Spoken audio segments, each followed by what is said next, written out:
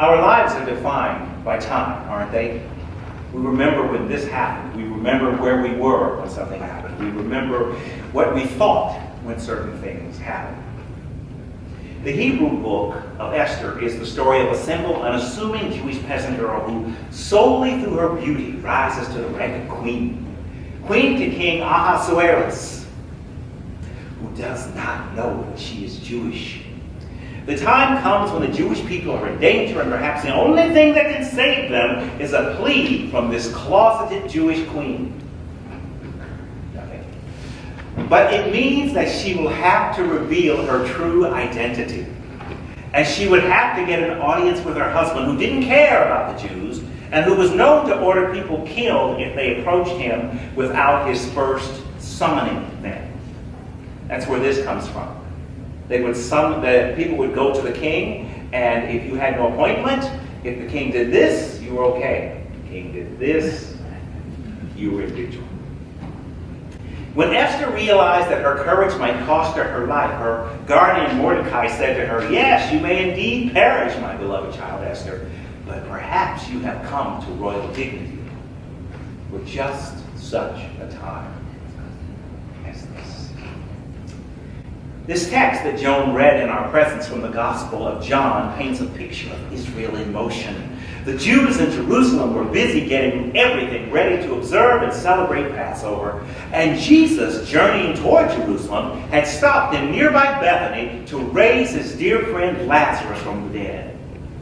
The crowd rushed to Bethany to see Lazarus newly returned from the dead, and also to get a first-hand view of the one who raised him. The crowd couldn't sit still. They were abuzz. They were all in motion. They couldn't stop talking about Jesus. John writes, they testified to Jesus. Testify means to prove, to confirm, to bear witness to.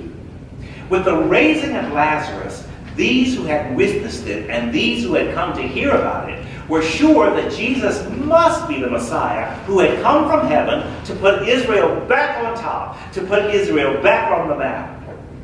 And they were telling everyone about it. And the Pharisees were watching all of this commotion, and they knew it. The Pharisees said to each other, "See, we can do nothing. The crowd has gone wild, friend." But like every situation, there was also lots of movement behind the scenes. Martha's sister Mary, horrified and saddened at the impending loss of her beloved teacher and friend Jesus, came into Jesus' presence crying. She poured costly perfume all over Jesus' feet, and she wiped his feet with her tears and her hair. Isaiah 52 says, "How beautiful on the mountains are the feet of them that preach the good news." For dear Mary, the life may as well have already been oozing out of Jesus, already been ebbing out of Jesus. She believed Jesus when he said, "I must fulfill the destiny laid out for me by God." She was saving the rest of the expensive perfume for Jesus' burial. And in addition to the behind-the-scenes sadness, there was the movement and the energy of political strife and treachery behind the scenes. Moody, cranky, complaining Judas led the negative response to Mary's passionate outpouring of oil. "Why was this perfume not sold for 300 denarii and the proceeds given away to the poor?" Judas criticized.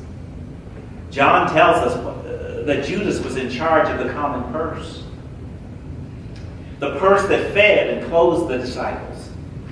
Fed and clothed the disciples. The purse that provided for a place for them to sleep when they needed it. This purse was secretly being used by Judas for his own personal needs. So if the expensive perfume had been sold, the 300 denarii would have been entrusted to Judas.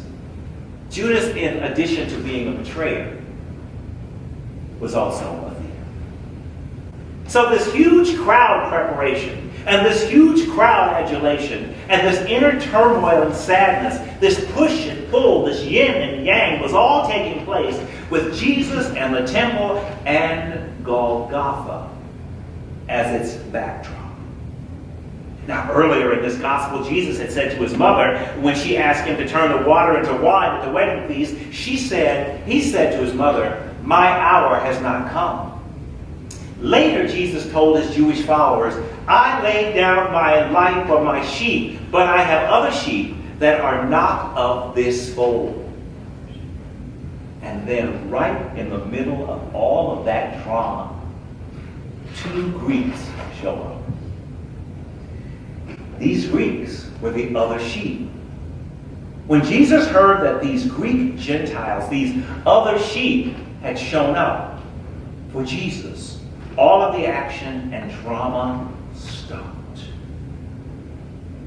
All of the action and drama focused and crystallized itself.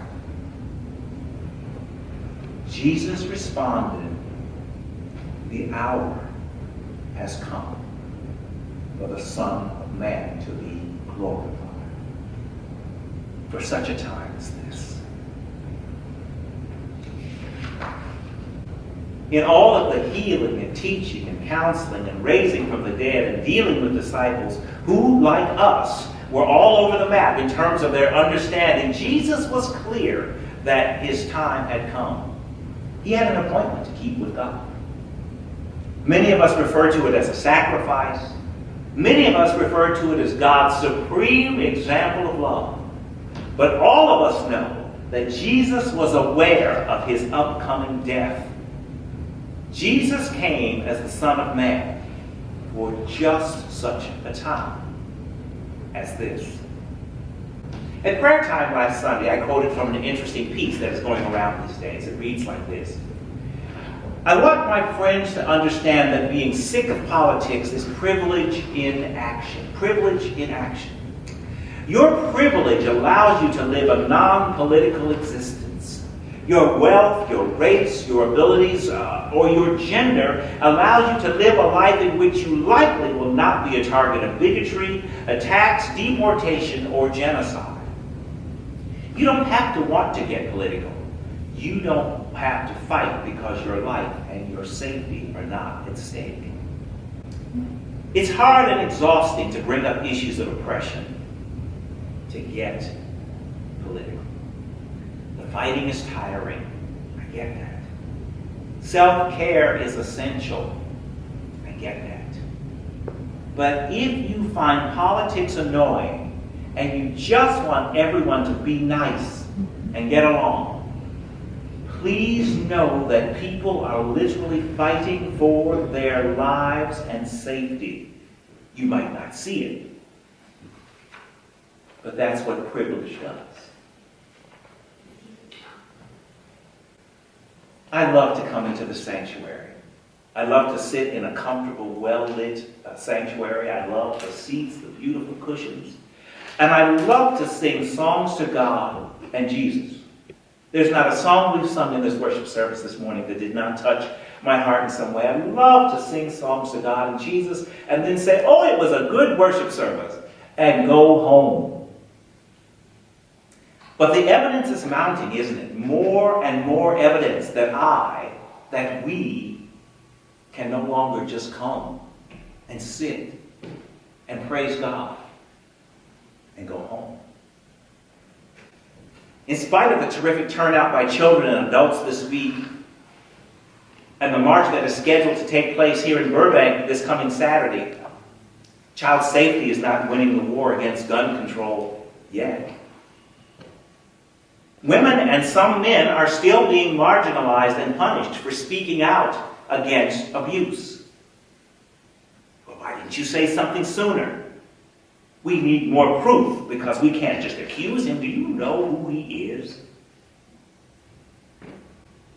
LGBTIQ people and people of color are always in danger of being killed.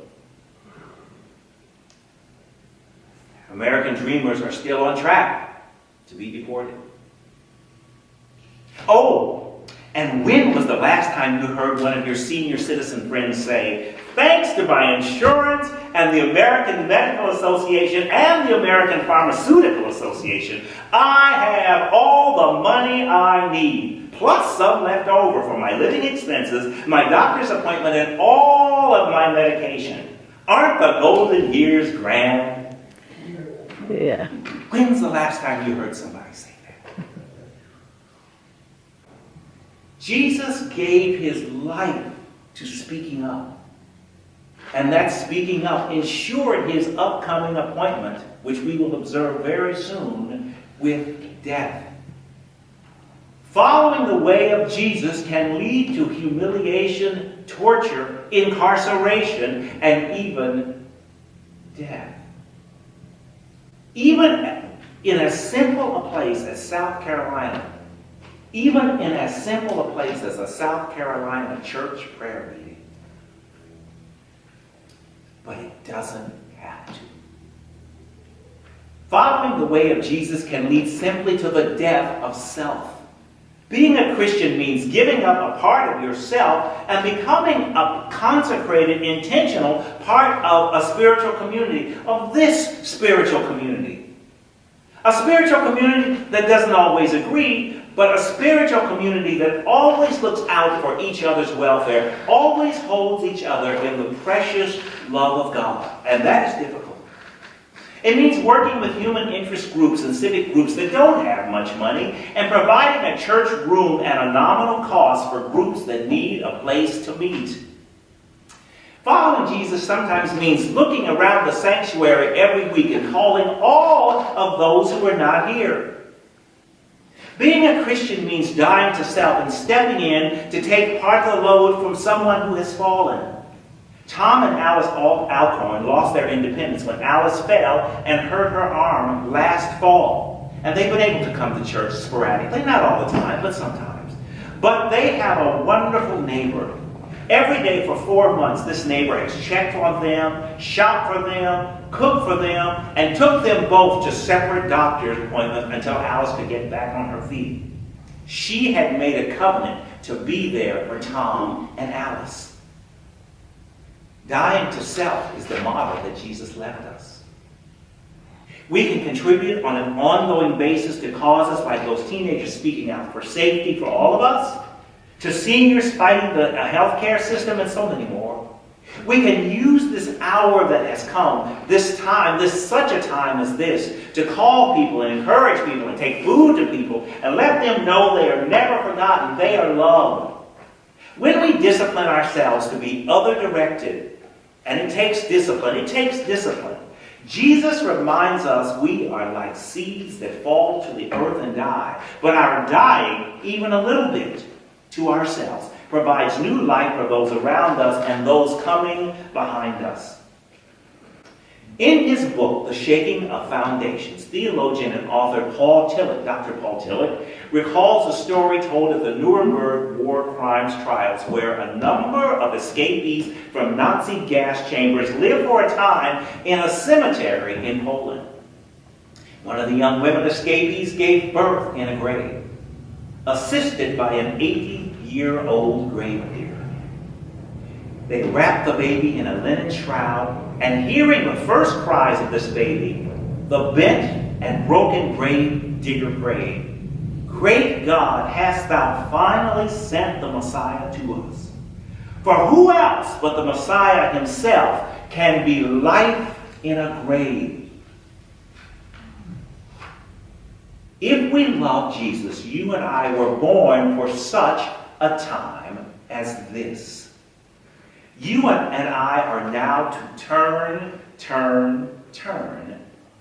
to faith, turn to justice, turn to comfort, and turn to courage. We don't have to do everything. Some faith, some courage, some justice, some comfort, as much as you can muster. Every one of our lives one day will fall. So we don't want to miss this time. We don't want to miss our time. For such a time as this, as we share and give our precious time, as we share and give parts of our lives, parts of our work, all of